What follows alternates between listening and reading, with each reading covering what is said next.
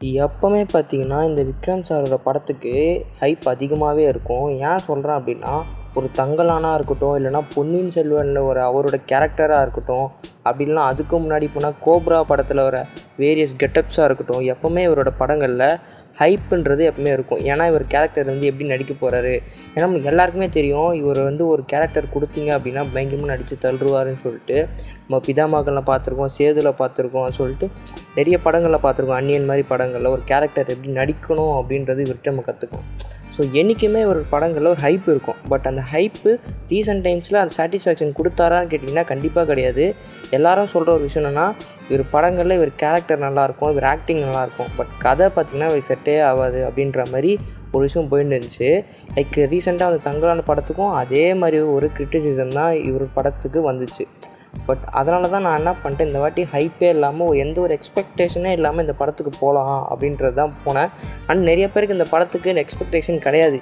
அதுக்கு முக்கியமான காரணம் பார்த்திங்கன்னா ஐபிஎல் தான். ஐபிஎல் வந்ததுலேருந்து லைக் சினிமா அப்படின்ற ஒரு விஷயம் பார்த்திங்கன்னா கொஞ்ச நாள் கட் பண்ணி வச்சுருப்பாங்க. நிறைய படங்கள் ரிலீஸே பண்ண மாட்டாங்க ஐபிஎல் போயிட்டுருக்கும்போது. முக்கியமாக சிஎஸ்கே மேட்ச்லாம் பண்ணும்போது எந்த ஒரு படங்கள் ரிலீஸ் ஆகாது. எந்த ஒரு மேஜரான டிவி ஷோ பார்த்திங்கன்னா டிவியில் டெலிகாஸ்ட் பண்ண மாட்டாங்க. ஆக்சுவலாக பார்த்திங்கன்னா இந்த படம் வந்து ஒரு பார்ட் 2 தான். அதை அந்த டேரக்டரே அருண்குமார் சொல்லியிருப்பார். வீரதீர சூரா அப்படின்றது பார்த்திங்கன்னா பார்ட் 2. அதாவது உங்களுக்கு படம் பார்க்கும்போது எப்படி ஃபீல் ஆகும் அப்படின்னா, நடுவில் இருந்து பார்க்குற மாதிரி இருக்கும். லைக் ஸ்டார்டிங்கே பார்த்திங்கன்னா உங்களுக்கு ஒரு பிரச்சனை ஆரம்பிச்சிடும், ஒரு கான்ஃப்ளிக்ட் ஓப்பன் ஆகிடும்.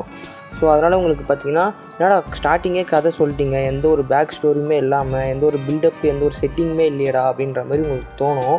பட் இருந்தாலும் நான் என்ன சொல்கிறேன்னா, அது ரொம்பவே நல்லா இருந்துச்சு. இந்த படம் பார்ட் 2வாக இருந்தாலும் அந்த படத்தோட கான்ஃப்ளிக்ட்டு ஒரு புதுசாக தான் எங்களுக்கு ஓப்பன் ஆச்சு. அது மட்டும் இல்லாமல் அந்த படத்தோட கேரக்டர்ஸ் பார்த்திங்கன்னா ரொம்ப அழகாக சூஸ் பண்ணியிருக்காங்க. கேஸ்டிங்ஸ் பார்த்திங்கன்னா நமக்கு பெரிய அப்ளாஸ் கொடுத்தே ஆகணும். ஏன் சொல்கிறேன் அப்படின்னா, நிறைய நல்ல நல்ல கேரக்டர்ஸ் பார்த்திங்கன்னா இந்த படத்துக்கு பார்த்திங்கன்னா சூஸ் பண்ணி வச்சுருக்காங்க.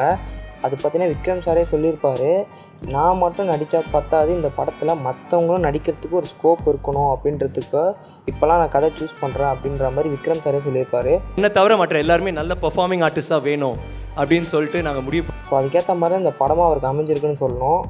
ப்ரொமோஷன் பார்த்திங்கன்னா நிறைய இடத்துக்கு போய் பண்ணார். அது பார்த்தீங்கன்னா அந்த மனுஷன் வந்து எல்லா படத்துக்கும் ரொம்பவே உழைக்கிறாரு.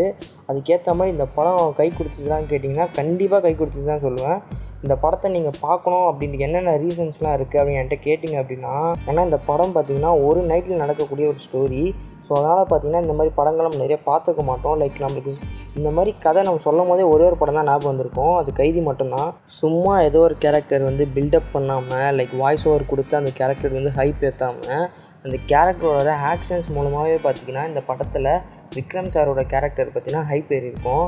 ஏன் அப்படி சொல்கிறேன் பார்த்திங்கன்னா, லைக் கைதியிலையும் நம்ம பார்த்துருப்போம். லைக் கார்த்தியோட ஒரு கேரக்டர் பார்த்திங்கன்னா இனிஷியலாக ரொம்ப சாதுவாக இருக்கும். பட் நம்ம போக போக பார்த்திங்கன்னா அவர் எந்த அளவுக்கு வயலண்ட்டாக இருந்திருக்காரு ஃப்ளாஷ்பேக்கில் அப்படின்றத நம்மளுக்கு பார்த்திங்கன்னா அவர் ஆக்டிங்லேயே காமிச்சிருப்பாரு. ஸோ அந்த மாதிரி தான் பார்த்திங்கன்னா இந்த படத்தில் விக்ரம் சாருக்கு பெருசாக டைலாக் கிடையாது மற்ற படங்களை கம்பேர் பண்ணும்போது. பட் அதே சமயத்தில் அந்த டைலாக்ஸ் இல்லாமல் வெறும் ஆக்டிங்கை வச்சு அவரோட கேரக்டரை வந்து அவர் டிஃபைன் பண்ணி காமிச்சிருக்காரு. ஸோ அதனாலே அந்த படம் வந்து ஒரு நல்ல ஒரு படமாக வந்து அமைஞ்சிருக்குன்னு தான் சொல்லணும். அதே மாதிரி பார்த்திங்கன்னா அந்த படத்தில் கேஸ்டிங் பார்த்திங்கன்னா எக்ஸலண்ட்டாக பண்ணியிருக்காங்க. அது மட்டும் இல்லாமல் அந்த சுராஜ்ன்றவர் பார்த்திங்கன்னா இந்த படத்துக்காகவே தமிழ் கற்றுட்டு பயங்கரமாக தமிழ் பேசுகிறாரு, நம்ம ஊரால் மாதிரி தமிழ் பேசுகிறாரு. ஸோ இந்த மாதிரி ஹார்ட் ஒர்க்கிங் பண்ணுற மாதிரி நிறைய ஆக்டர்ஸ் எடுத்திருக்காங்க. நமக்கு சும்மா நடிச்சுட்டு போகிற மாதிரி இருக்காது, அந்த கேரக்டருக்கு ரொம்ப ட்ரூவாக இருந்துச்சு. அதனால இந்த படம் பார்த்திங்கன்னா பயங்கரமாக இருந்துச்சு. எல்லாமே நல்லா சொல்கிறியடா, என்னடா இந்த படத்தில் நெகட்டிவ்ஸே கிடையாதா கேட்டிங்கன்னா அப்படிலாம் இல்லை, நெகட்டிவ்ஸ் இருக்குது. பட் அதை தாண்டி இவங்களாம் நடித்த விதம் பார்த்திங்கன்னா அந்த படத்தில் பயங்கரமாக வந்து லைக் நம்மளுக்கு வந்து வெளியே வந்திருக்கு தான் சொல்லணும். ஜிவி பிரகாஷ் பார்த்திங்கன்னா குட் பேட் அக்லியில் பாட்டு சரியாக போடலன்னு சொல்லி நிறைய கிரிட்டிசிசம்லாம் வந்துட்டு இருந்துச்சு. பட் இந்த படத்தில் நல்லா போட்டிருக்காரான்னு கேட்டிங்கன்னா லைக் எக்ஸலண்ட்டுன்னு சொல்ல முடியாது, பட் உண்மையிலே பயங்கரமாக தான் போட்டிருக்காருன்னு சொல்லணும். லைக் எப்படி சொல்கிறது, ஒரு ஓஜியான ஒரு இதுவா அப்படின்னு கேட்டிங்கன்னா அப்படி சொல்ல முடியாது. பட் நல்ல பிளேஸ்மெண்ட் இருக்குது பாட்டில். ஸோ அதுக்கு எடிட்டர்ஸ்க்கும் அருண்குமாருக்கும் பயங்கரமான ஒரு தேங்க்ஸ் சொல்லணும்.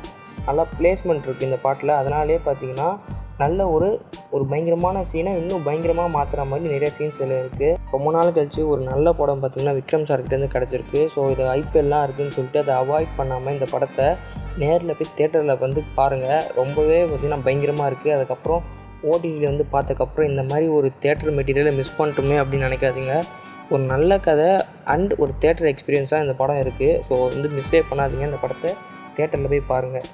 அண்ட் இந்த படத்தோட அனலைசிஸ் பார்த்திங்கன்னா கொஞ்ச நாள் கழித்து வரும். ஏன்னா இந்த படத்தில் பேச வேண்டியது நிறையா இருக்குது. நிறைய ஃபிலிம் மேக்கர்ஸ்க்குலாம் பார்த்திங்கன்னா இந்த படம் வந்து ரொம்பவே யூஸ்ஃபுல்லாக இருக்கும். ஸோ இந்த படம் பார்த்திங்கன்னா 1 மந்த் கழித்து இந்த படம் வந்து ஓடிடிலாம் வந்ததுக்கப்புறம் இந்த படத்துக்கு ஒரு நல்ல அனலைசிஸ் போடலான்னு இருக்கேன். ஸோ அது போடலாமா வேணாமா அப்படின்றது கமெண்ட்ஸில் லீவ் பண்ணுங்கள். ஸோ இந்த வீடியோவை நல்லா ஷேர் பண்ணுங்கள், சப்ஸ்கிரைப் பண்ணிக்கோங்க. தேங்க்யூ.